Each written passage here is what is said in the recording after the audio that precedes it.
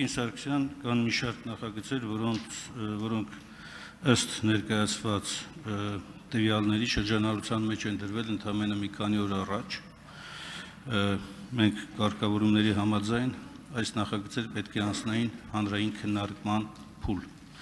Մասնավորապես խոսքը վերաբերում է ընտրական օրենսգրքում եւ հանրաքվեի մասին սահմանադրական օրենքում փոփոխությունների նախագիծը, ավելին, սա մի նախագիծ է, որն ուղղակիորեն առնչվում է քաղաքացիների հիմնական քաղաքական իրավունքին եւ այն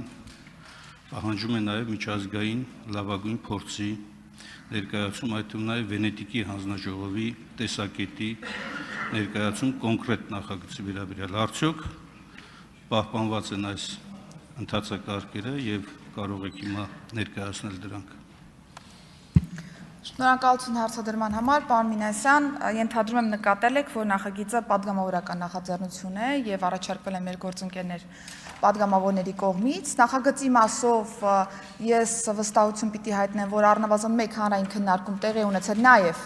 պատգամավորների ներգրավմամբ, այսինքն հանրային քննարկում կազմակերպվել է այս նախագծի շուրջ եւ բնական է, որ նախագծերը ներառված են արտահերթ նստաշրջանում, մենք հասցրել ենք նաեւ 3 գլխադասային հանձնաժողովում ունենալ քննարկում անդրադառնալ թե միջազգային փորձին, թե սահմանադրականությանը վերաբերող հարցերին եւ մնացյալ իրավիճակներին։ Ես վստահ եմ, որ նախագծի օրակարգի շրջանակներում կոնկրետ հարցի քննարկման ժամանակ անդրադառնանք բոլոր մանրամասներին եւ վստահ եմ, որ բոլոր հարցերի պատասխանները կտրվեն թե նախագծի հեղինակների կողմից եւ թե եթե կարիքը լինի նաեւ ես որպես կառավարության ներկայացուցիչ կարձագանքեմ։ Արձագանք։ Տիկին Սարգսյան, ես այդ ձևականությունը չեմ համարում էական պատգամավորական նախաձեռնությունը, թե կառավարության նախաձեռնությունը։ Կարևորը հանրային քննարկման փուլն է։ Ինչպես է համարվում անցել է հանրային քննարկման փուլ, երբ որ բազմաթիվ նաև ՀԿ-ներ, մենք բոլորս, քաղաքացիները տեղյակ չեն եղել այս կարգավորումից, առաջարկից, եւ երկրորդ դուք չպատասխանեցիք Վենետիկի հանձնաժողով ինչպես պետք է կարծիք ստանանք այս նախագծի վերաբերյալ։ Պարոն Մինասյան, ես պիտի հակադարձեմ նշելով, որ նախագիծը բավական երկար ժամանակ է, ինչ հանրային տիրույթում բովանդակային առումով քննարկվում է։